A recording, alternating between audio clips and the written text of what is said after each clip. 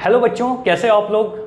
आज हम लोग का पहला चैप्टर स्टार्ट हो रहा है यहाँ पे और इसका नाम है रियल नंबर। अब देखिए रियल नंबर क्या होता है। तो अगर मैं पूरे नंबर सिस्टम की बात करूँ ना कि नंबर सिस्टम जो होता है वो मेजरली 3 पार्ट में डिवाइडेड होता है। एक तो होता है रियल नंबर जिसकी बात हमको अभी करनी है, रियल नंबर। एक होता है बेटा जिसका नाम आप नहीं सुने होंगे, इसका नाम है इमेजिनरी नंबर, इमेजिनरी नंबर। और एक होता है कॉम्प्लेक्स नंबर, कॉम्प्लेक्स नंबर। ध्यान रखिएगा इन दोनों की बात ना हमको क्लास 11th में करनी है, इसकी बात अभी नहीं करनी है। बस इंट्रोडक्शन पार्ट था कि भाई नंबर सिस्टम को ब्रॉडली हम लोग 3 पार्ट में, ब्रॉडली नहीं, हम लोग 3 ही पार्ट में डिवाइड करते हैं। एक होता है रियल नंबर, इमेजिनरी नंबर और एक कॉम्प्लेक्स नंबर। अभी तक आप जो क्लास 8 में, 9th में और 10th में जो पढ़ते आ रहे हैं ना, ये सब रियल नंबर्स हैं। जैसे आपने यहाँ पे बात कर लिया कि कंपोजिट नंबर क्या होता है, फिर आपने बात कर लिया प्राइम नंबर क्या होता है, फिर आपने कंपोजिट नंबर के अंदर देख लिया कि इवन नंबर क्या होता है, फिर आपने देखा ऑड नंबर्स क्या होते हैं, नेचुरल नंबर क्या होता है, वगैरह वगैरह जितनी भी चीज़ें आपने देखा है। ठीक है, तो हम इसी की बात करेंगे कि रियल नंबर क्या होते हैं। और देखिए रियल नंबर, रैशनल इरेशनल भी आपको बात करनी थी। अच्छा 9th में आपने बात किया है, ओके। खैर हमको इंट्रोडक्शन से मतलब था कि इंट्रोडक्शन ये है इसका। अब है कि रियल नंबर में हमको पढ़ना क्या क्या है।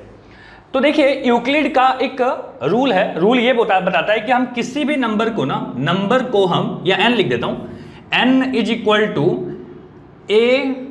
ax प्लस b के फॉर्म में लिख सकते हैं। किसी भी नंबर को हम ax प्लस b के फॉर्म में लिख सकते हैं, जिसमें कि b जो होगा ना, b हमेशा किससे छोटा होगा, हमेशा छोटा होगा x से। b इज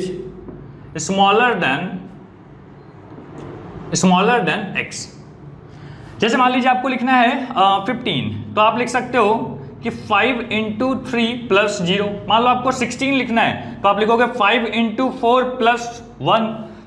अच्छा उल्टा लिख दिया, 5 इंटू 3 प्लस 1। 17 लिखना है तो आप लिख सकते हैं 5 इंटू 3 प्लस 2। तो देख रहे हो यहां पे x जो है ना, x ये वाला है, ठीक है। और मान लीजिए a कौन है, ये a है, और b क्या है, तो b देखिए ये है। जिससे आप डिवाइड कर रहे हो ना x से हमेशा छोटा है। देखो x 5 था तो ये 1 है, 0 है, फिर 1 है, फिर 2 है, फिर 3 आएगा, 4 आएगा, 5 नहीं आएगा कभी भी। समझ में आ रहा है, 5 नहीं आएगा कभी भी। तो इस तरीके से यूक्लिड के नियम है, बोला कि भाई किसी नंबर को आप इस तरीके से लिख सकते हैं। अब इसका यूज क्या है, कहाँ पे है, तो सवाल में हम लोग को पता चलेगा कि सवाल किस तरीके से पूछे जाएंगे। फिलहाल सवाल की बारी हम लोग आखिरी में करेंगे। हम अपने दूसरे टॉपिक पे आते हैं जिसका नाम है कि HCF और LCM निकालने के लिए भी हम लोग यहाँ पे जानते हैं अलग तरीके से। अब देखिए अगर आपको HCF निकालना है, HCF by Euclid division algorithm. जैसे मान लो आपको निकालना है 200 और यहाँ पे हमने दे दिया कि 412। तो आपको यहाँ पे क्या निकालना है कि HCF निकालना है। तो आप क्या करते हो, 200 से इसको डिवाइड करो, कितना है, तो हम बोलेंगे 2 टाइम कितना आ जाएगा 400। यहाँ पे आ गया 12। ध्यान रखिएगा 12 से अब डिवाइड करेंगे इसको 200 को, तो कितना आ जाएगा देखो। तो हम बोलेंगे 12 1 12, ठीक है। और बचा यहाँ पे 8, 12 6 72। यहाँ कर लो ना बेटा डिवाइड, 12 से 200 को डिवाइड करना है तो कितना आ गया, 12 12, बचा 8। 12 से कितना टाइम्स, 7 नहीं, 12 6 72। मतलब 16 बार में अगर आप करोगे तो यहाँ पे रिमाइंडर क्या आएगा, तो रिमाइंडर यहाँ पे 8 आएगा, ठीक है। मतलब आप 12 इंटू 16 करके लिख दो यहाँ पे, 12 इंटू 16 232, बचा 3 19 192। कितना बचा 8 से फिर क्या करोगे, 12 को डिवाइड करोगे 1, कितना आ गया 4, और 4 से फिर 8 को डिवाइड करोगे 2 आ जाएगा, और यहाँ पे खत्म। मतलब ये जो लास्ट डिवाइजर है ना, यही है HCF। तो हम क्या बोलते हैं, HCF इज इक्वल टू 4। तरीका याद रखिएगा, मैं एक ही क्वेश्चन यहाँ पे करवा रहा हूँ ताकि वीडियो छोटा रह पाए, आसानी से आप रिकॉल कर पाओ। तो क्या हो गया, इस तरीके से आप क्या करते हैं, HCF कैलकुलेट करते हैं। ओके, तो HCF का तरीका समझ में आ गया। अब एक HCF होता है जो प्राइम फैक्टराइजेशन मेथड से सॉल्व करते हैं, ठीक है। प्राइम फैक्टराइजेशन मेथड से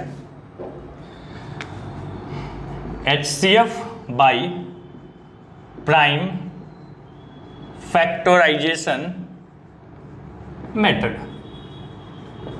अब मान लीजिए हमारे पास है 200 और वही 412, तो 200 के पहले फैक्टर निकाल लीजिए।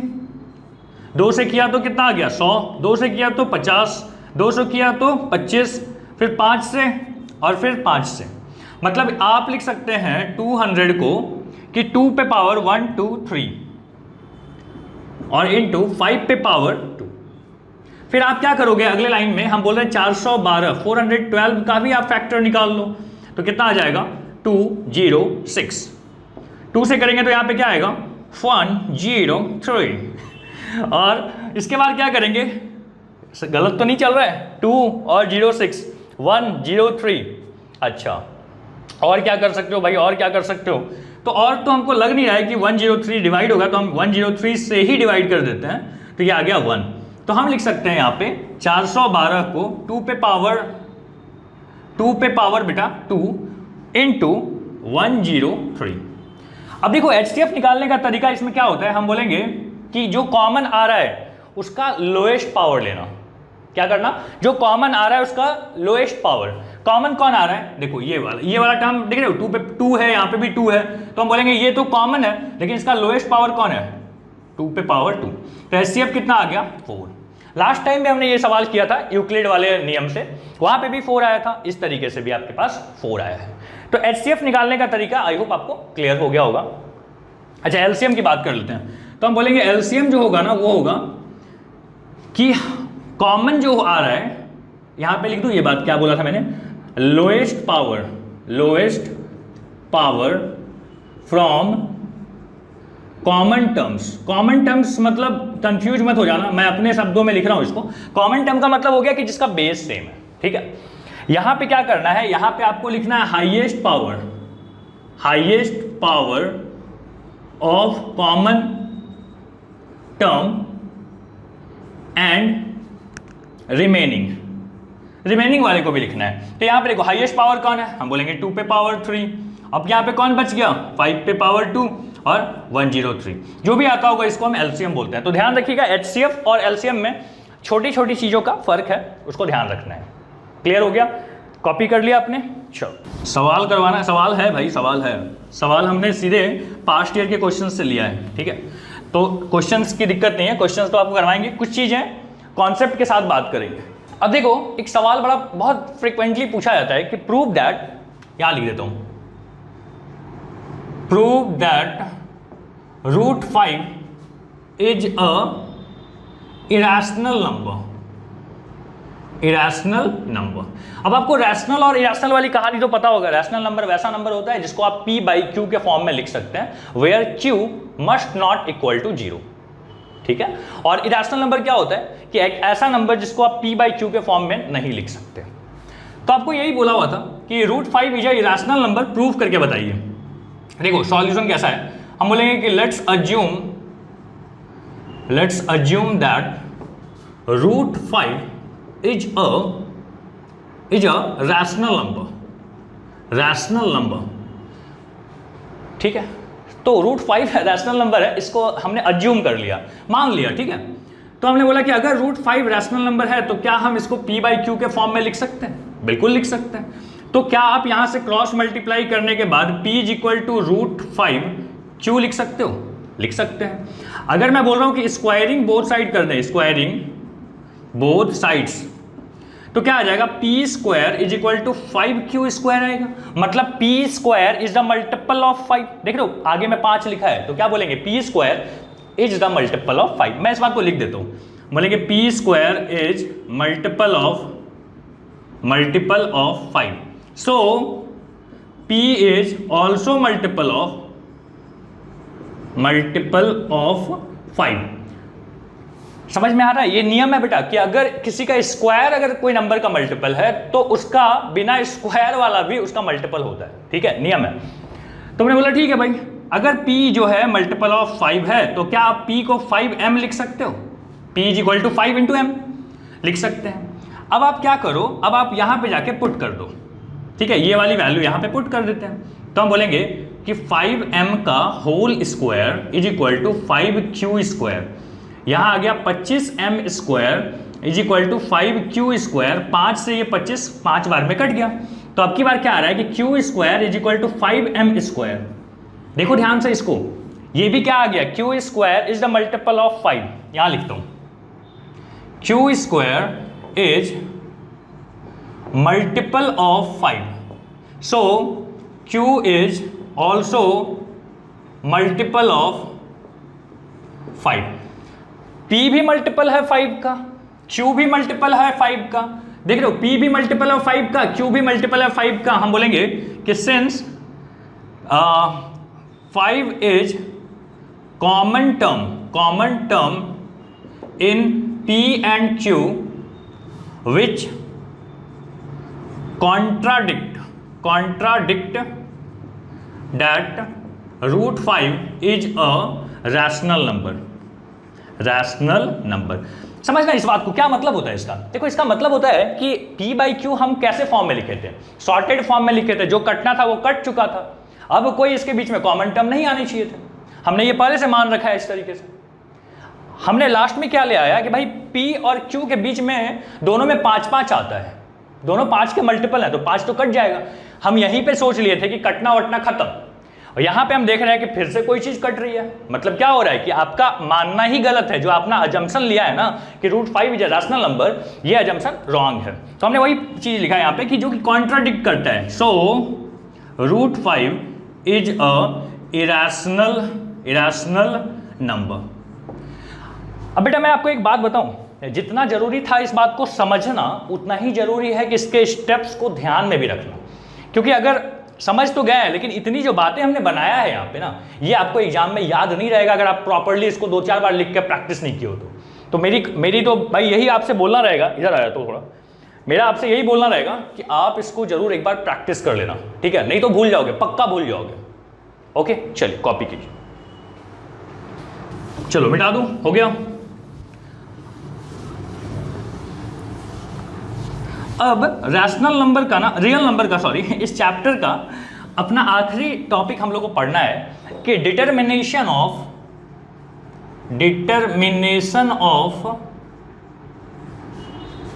A fraction that it is terminating decimal और नॉट।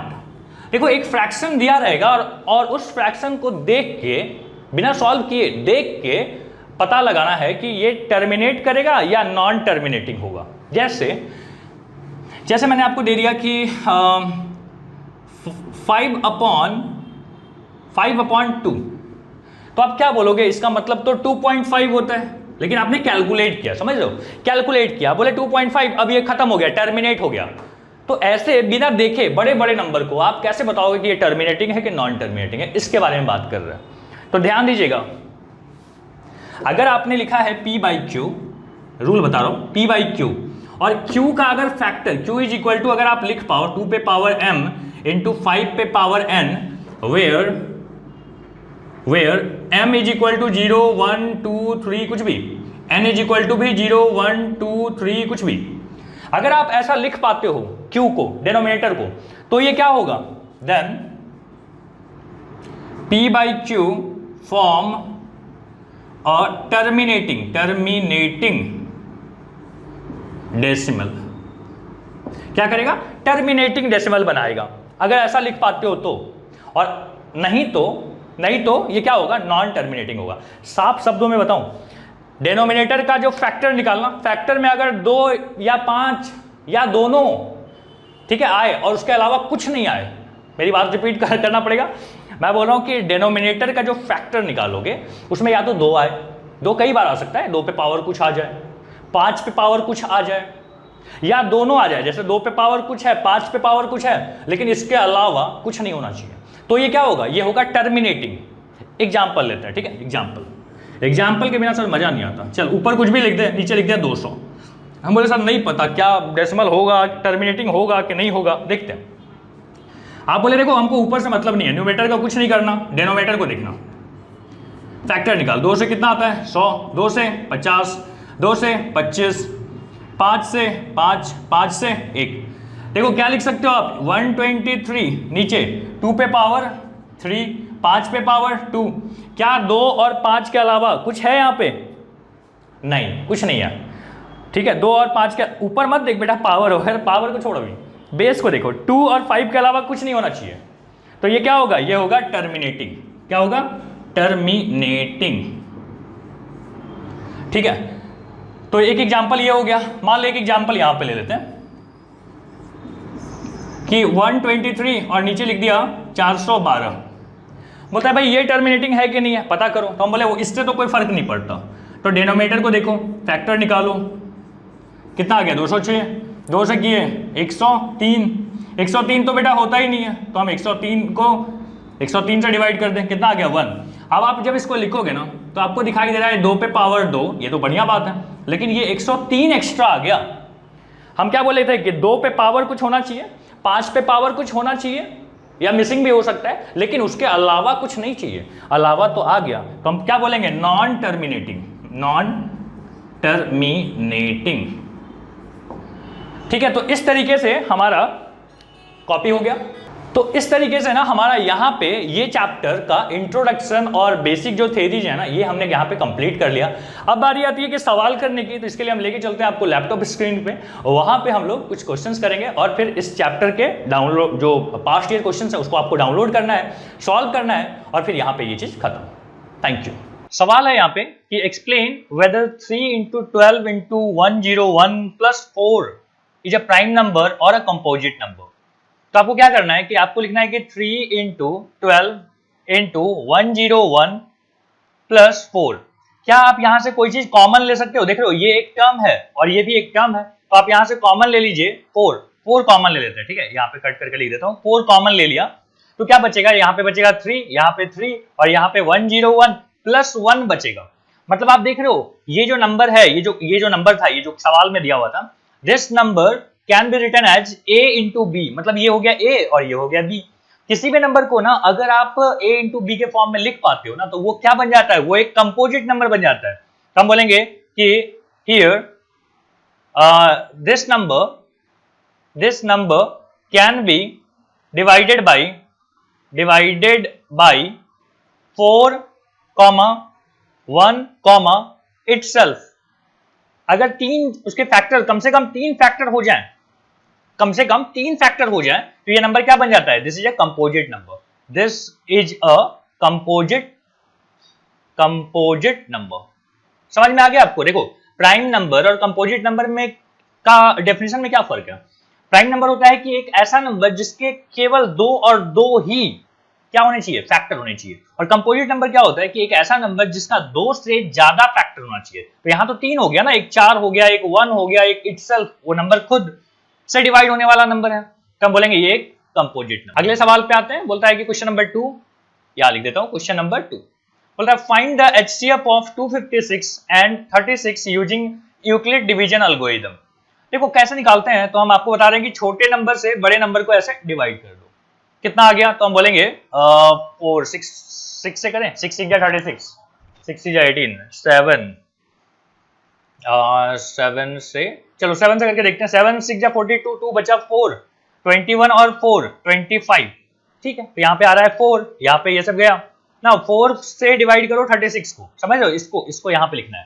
तो ये आ गया 9, 9 4 जा 36, कट गया। तो ये जो लास्ट वाला जो अपना डिवाइजर बचा है ना, इसी को बोलते हैं HCF। तो HCF क्या हो गया? HCF is 4। आपसे यही पूछा था पहले कि फाइंड HCF। उसके बाद बोलता है कि LCM भी बता दीजिए। तो हम बोलेंगे LCM का तरीका ये हो गया कि आप लिख लो कि 256, ठीक है, 256 के फैक्टर निकाल लीजिए। तो यहां पे लिख लेते हैं 256 के फैक्टर कैसे आएंगे भाई? तो 2 से 1, फिर 2, फिर 8, फिर 2 से करोगे तो 64, फिर 2 से करेंगे तो 32, फिर 2 से करेंगे तो 16, फिर 2 से करते जाइए, 8 आएगा, फिर 2 आएगा, फिर 4 आएगा, फिर 2 आएगा, फिर 2, फिर अगेन 2। मतलब आप इसको लिख सकते हैं 2 इंटू 2 इंटू 2 इंटू 2 इंटू 2। कितनी बार है बेटा? ये 3 और 3 3 6 7 8 बार। तो 3 2 5 हो गया है, 6 7 और ये 8। सिमिलरली आप लिख सकते हैं 36 को कितने बार में? तो हम बोलेंगे लिख सकते हैं 2 इंटू 2 इंटू 3 इंटू 3। अब देखो एलसीएम क्या आना चाहिए था? 2 और 2 4। तो इस मेथड से भी एलसीएम कितना आ रहा है? 4 आ रहा है। और HCF की बात कर लीजिए, देखो जो आपने पेयर बना लिया ना, जिसका गोला बना लिया है उसको एक बार लिखो, और जो बच गया मतलब 2 2 जा 4 2 जा 8 2 जा 6 सबको लिख लो। चलो 2 इंटू 2 इंटू 1 2 3 4 5 6 7 8, 1 2 3 4 5 6 7 8 और 3 और 3, तो ये अपना आ गया क्या, ये अपना आ गया LCM। ठीक है, तो LCM कितना आ गया, तो 2 2 जा 4 4 2 जा 8 2 जा 16 2 जा 32 32 2 जा 64, मतलब यहाँ पे 256 इंटू 9 आ रहा है। सो आंसर इज 9 9 6 54 4 बचा 5, 9 5 45 45 और 5 होता है 50, 0 बचा 5, 18 और 5 होता है 23, मतलब ये आ गया अपना LCM और ये आ गया अपना HCF। HCF कहाँ है 4।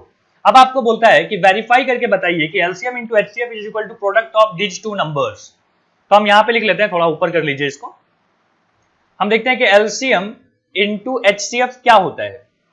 तो यहाँ पे आ गया 2304 इंटू क्या, तो 4, और नंबर देख लेते हैं कितना है 256 इंटू 36।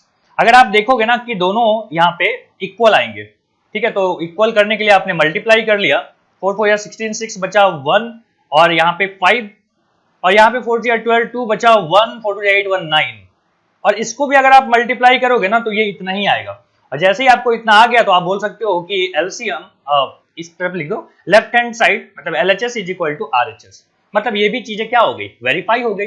और आपसे कुछ पूछा है क्या, तो बोलता है नहीं, हो गया, वेरीफाई करना था, कंप्लीट कर लिया हमने।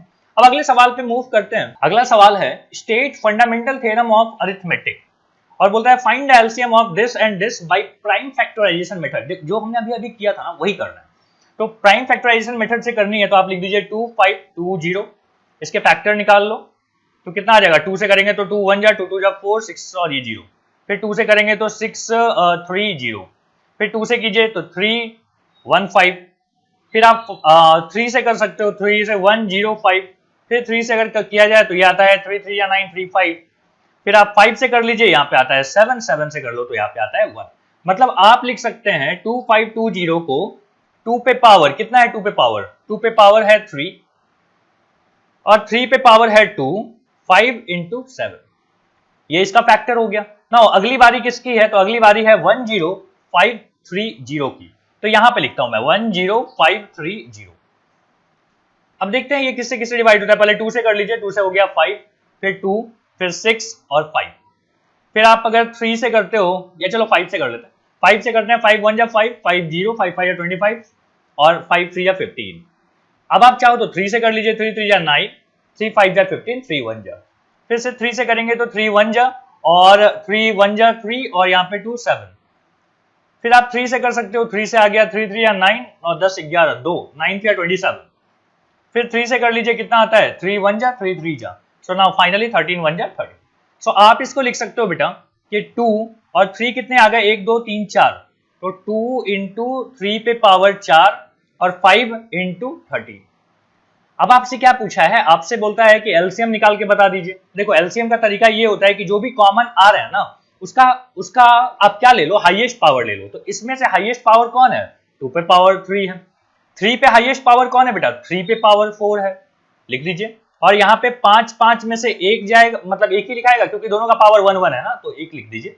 और यहाँ पे 13 एंड यहाँ पे 7, सो 2 2 या 4 2 या 8, 3 पे पावर 4 का क्या मतलब हो गया, तो 3 3 या 9 और 9 9 या 81, यहाँ पे आ गया 5, यहाँ पे आ गया 13, यहाँ पे आ गया 7। आखिरी में आप इसको सबको मल्टीप्लाई कर लीजिए और आपका यही है LCM बाय फैक्टराइजेशन मेथड।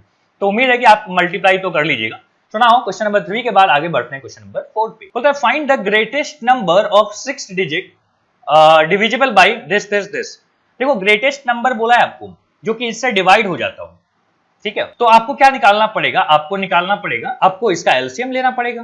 तो LCM कितना आ जाएगा, तो LCM निकालने का तरीका है कि आप पहले क्या करते हैं 18 का फैक्टर लिख दीजिए 2 इंटू 3 इंटू 3, वापस आप 24 के फैक्टर लिख दीजिए, तो कितना आता है 2, फिर हाँ 2 से किया, फिर 2 से किया, फिर आ गया आपके पास 6 है ना, तो 2 2 जा 4 2 जा 8 8 या 24। नाउ अगली है 36 की बारी, तो 36 में आप लिख सकते हो 2 और 9 4 जा 36 है ना, तो 2 इंटू 2 और 3 इंटू 3। अब आपको क्या चाहिए, आपको LCM चाहिए, तो ध्यान रखिएगा LCM में आप क्या करते हो, आप बोलते हो जो कॉमन आ गया पहले उसको लिख लो, ठीक है, फिर यहाँ भी एक कॉमन आता है, उसको भी लिख लेंगे। उसके बाद क्या आ गया, ये 2 बार आ रहा है, इसको लिख लिया। और यहाँ पे देखो 3 भी क्या आ रहा है, 2 बार आ रहा है, तो उसको भी 1 बार लिखेंगे और लास्ट में 2 बच जाएगा। तो चलिए लिख देते हैं। क्या क्या बोला मैंने बोला 2 पे पावर, पहले 2 लिख दिया, फिर इसके बाद ये वाला 2 लिख दिया, फिर इसके बाद आपने 3 और 3 लिख दिया, फिर 2 लिखा, फिर 3 लिखा। सो एलसीएम इज नाउ, एलसीएम आपके पास आता है 2 2 जा 4, 4 2 जा 8 और 9 8 जा 72।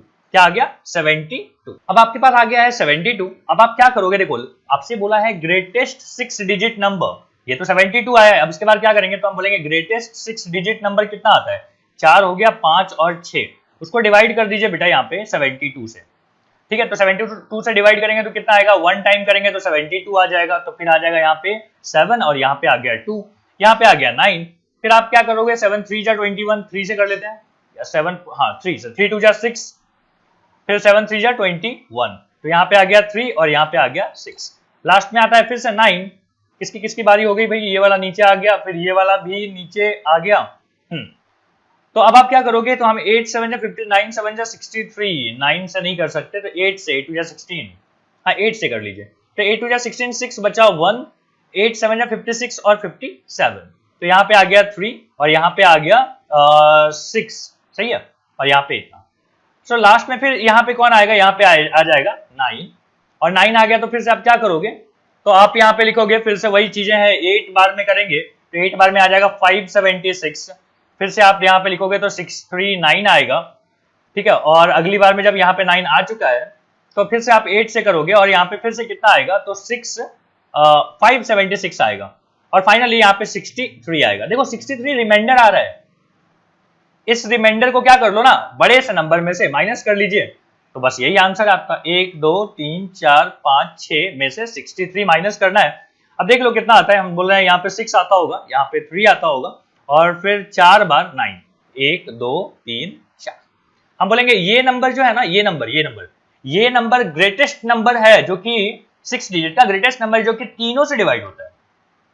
यही पूछा था आपसे। ध्यान रखिएगा, स्टेप क्या किया, पहले हमने एलसीएम निकाल लिया, एलसीएम निकालने के बाद हम 6 डिजिट को ढूंढने गए। 6 डिजिट को ढूंढने का तरीका ये था कि हम सबसे बड़ा नंबर ले लिए, उसमें से जो रिमाइंडर बच गया उसको माइनस कर लिया, बोले कि यही नंबर क्या होगा, 6 डिजिट का ऐसा नंबर जो तीनों से डिवाइड होता हो। आगे बढ़ते हैं नेक्स्ट सवाल पे। बोलता है कि is it possible that HCF and LCM of two number this and this respectively? If it possible that LCM and HCF of two number be this and this respectively, justify your answer. सवाल है कि is it possible that HCF and LCM of two number 24 and 540 respectively, justify your answer. तो हम बोलेंगे हाँ संभव है, कैसे, तो हम बोलेंगे वो नंबर क्या है, तो हम बोलेंगे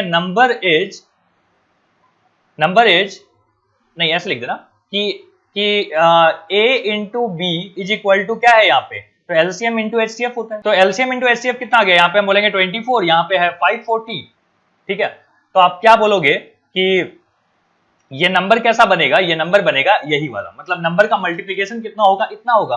अब आप देख लो, दो नंबर ऐसे बहुत सारे हो सकते हैं, हम बोलेंगे there are so many numbers, so many pair of numbers. For example हो गया कि 12 यहाँ पे रख दो, 2 इधर दे दो, मतलब यहाँ पे आ गया 1080। और हो सकते हैं जैसे यहाँ पे आपने बोला कि सर यहाँ पे हम 48 ले लेंगे, 48 ले लो और यहाँ पे कितना आ जाएगा 270 आ जाएगा, मतलब बहुत सारे नंबर हो सकते हैं। तो ये इसका वेरिफिकेशन, ये इसका जस्टिफिकेशन है। ओके, बात समझ में आ गई। क्या नियम यूज किया हमने नियम यूज किया कि दो नंबर का मल्टीप्लीकेशन बराबर होता है एलसीएम इंटू एचसीएफ के, वही हमने यहाँ पे यूज किया। आगे बढ़ते हैं नेक्स्ट सवाल पे। देखो यहाँ पे हम लोग को बोलता है कि show that the square of any positive integer can't be of the number 5m+2 and 5m+3। हमने बोला कि लेट द